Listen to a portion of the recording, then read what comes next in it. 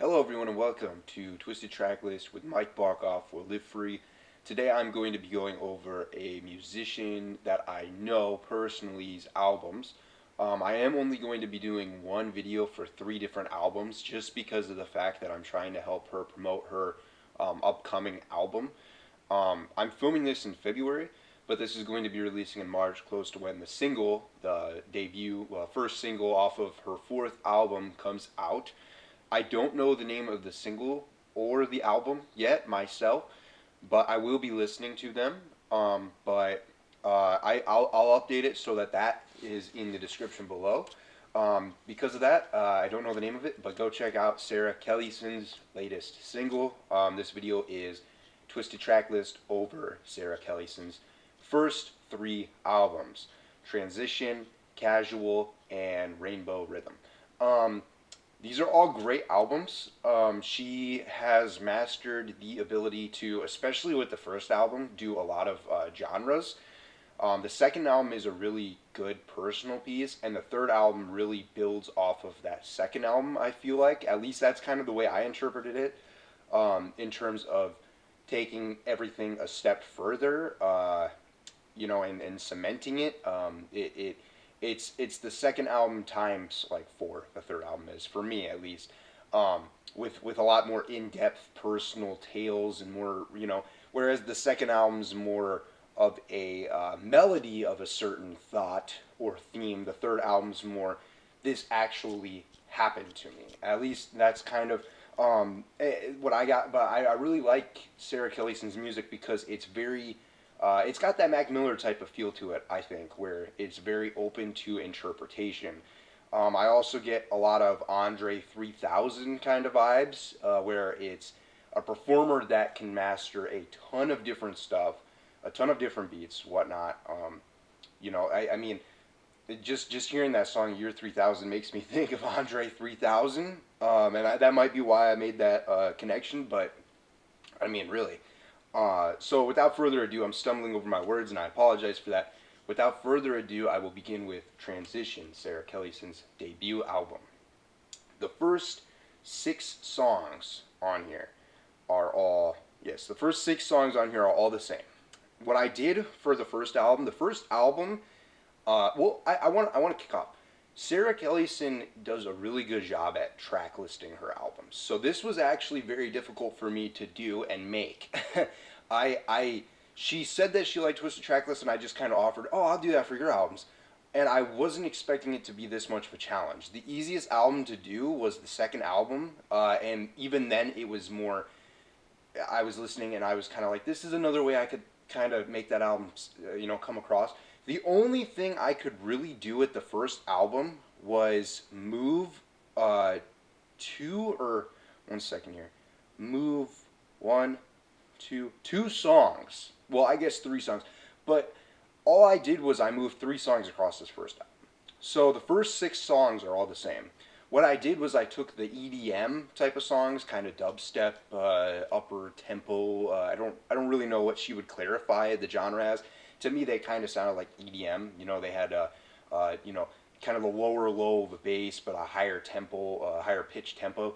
Or pitch, I suppose, treble, not tempo.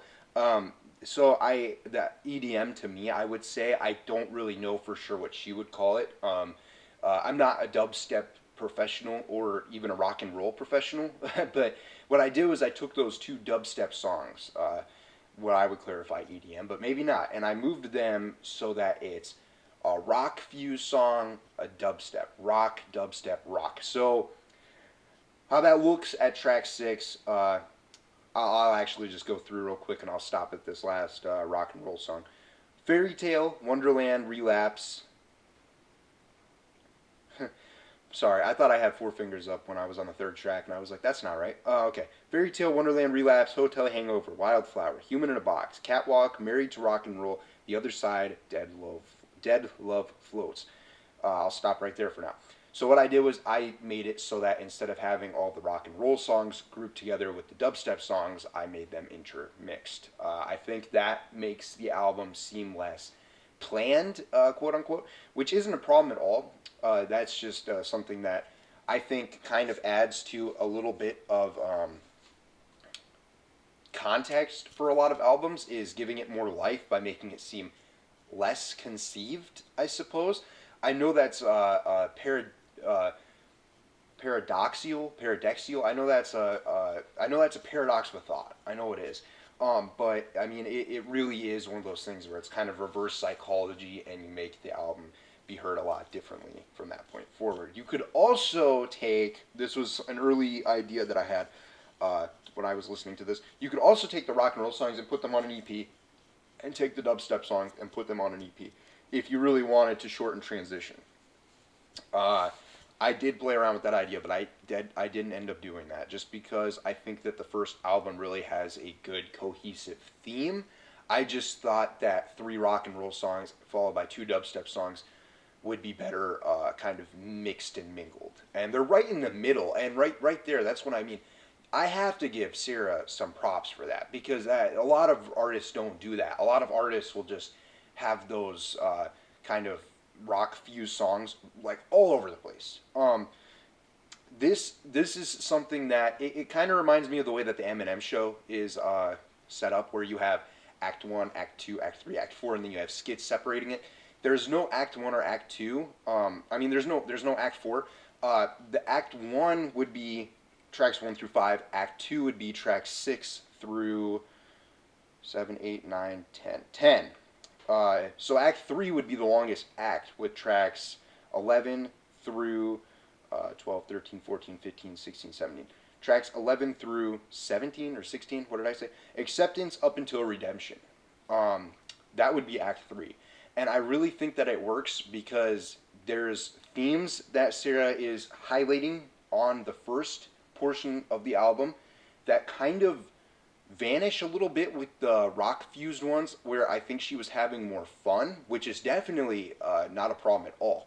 But then at the end of the album, the themes start to come back a little bit. I said I moved 3 songs. The third song I moved was Man from Neptune, and I moved that to be kind of, it's in the middle of the third act, and it's really starting off uh, the bridging out of the album. So, transition, that's how that looks for the Twisted Tracklist. That is in the description below. Going on to Casual. Casual was a very difficult one.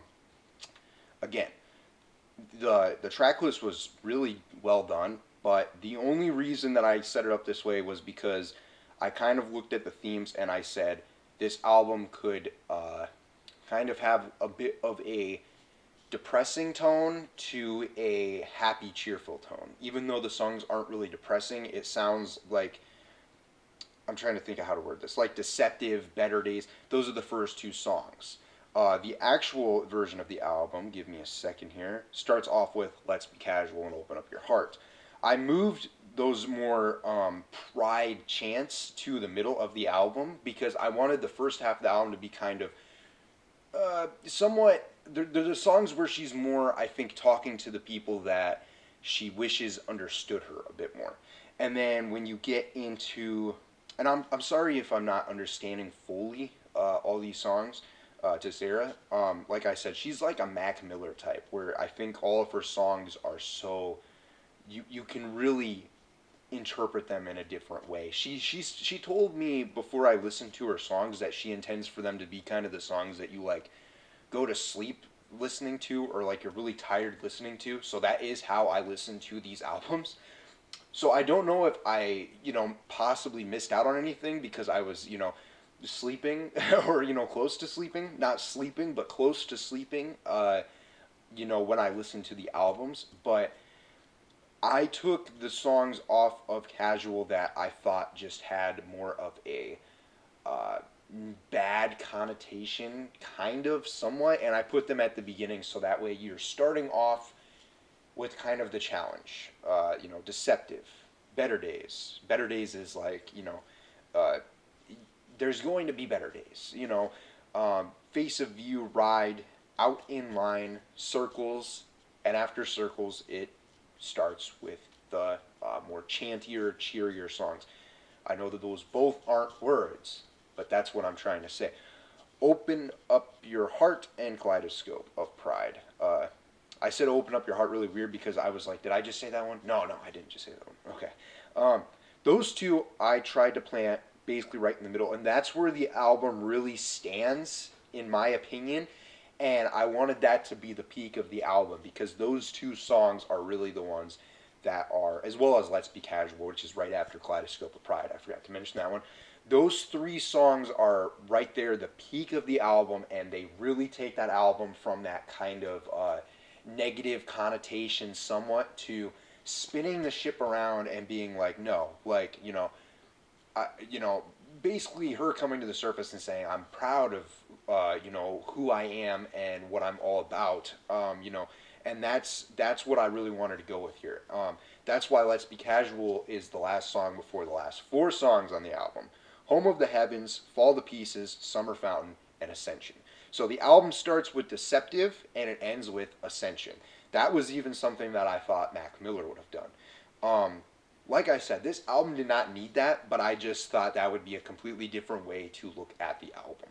I also went through this album, the start of the song to the end of the song, or more the end of the song to the start of the next song, and I went through and I think it transitioned and flowed really well. Whereas with the first album, ironically enough, transition didn't transition the best from the end of the song to the start of the song. But still, nonetheless, as I said with transition, I just wanted to kind of mix and mingle those more specific genre fused songs.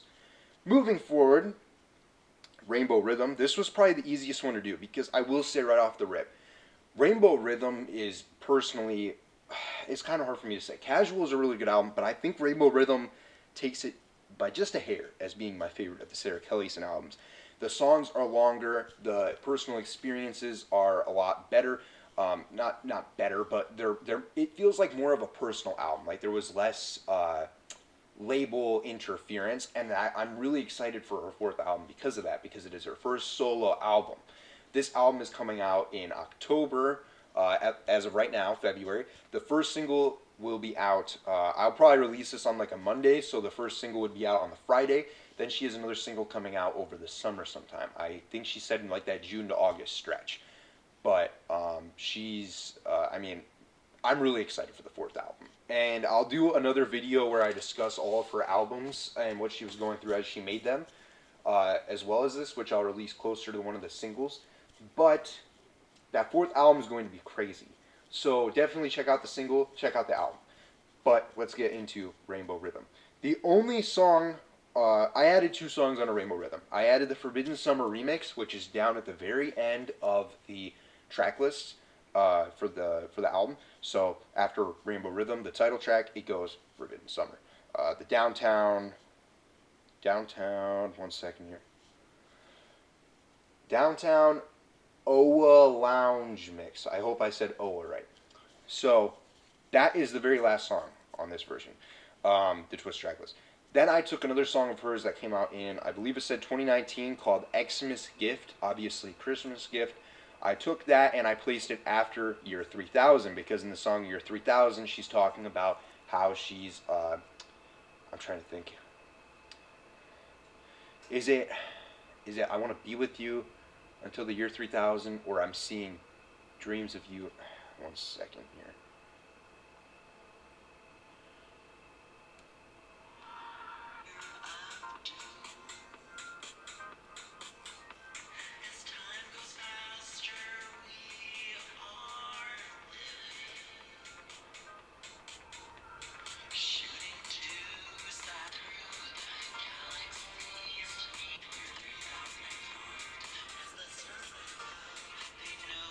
I can't find the part. I don't want to bore you guys by not talking for a minute and skipping through a song trying to find a specific part. I'm sorry about that, especially to Sarah. I cannot remember the exact line, but she's saying in that song that she wants to be with someone up until the year 3000, essentially.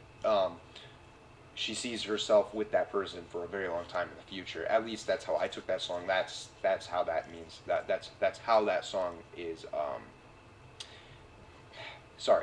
That's why I placed Xmas Gift after that song. Because it's like you have the year 3000, you have her saying that line that I can't remember, so I can't paraphrase properly.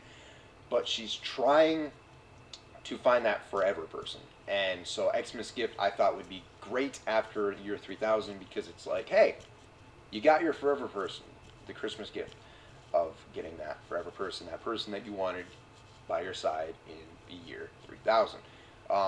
Another thing that this song made me think of, year 3000, was Childish Gambino's 3005.